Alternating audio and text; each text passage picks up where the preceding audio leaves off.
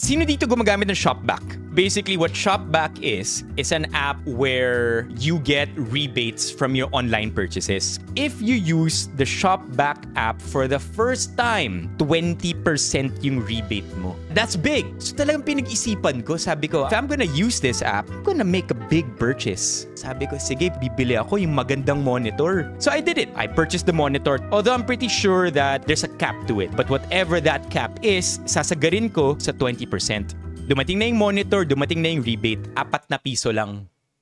And then I look at my history. Teka lang, bakit yung monitor ko second purchase na? I look into that, kung ano yung first purchase ko, it's this 20 peso cutter. Na apparently, ginamit ni Alisa one time yung Shopback ko at pinambili niya ng 20 pesos na cutter. So that is why never ko na nakuha yung 20% ko na talagang inabangan ko pa talagang gawin.